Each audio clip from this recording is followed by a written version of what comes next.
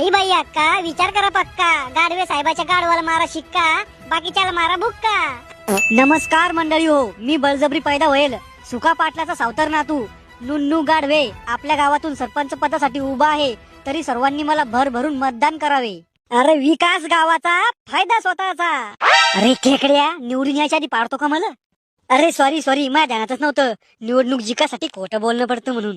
संतोष मामा यांचा स्टेजवर आगमन झालेला आहे. हे जीवला का जीवा.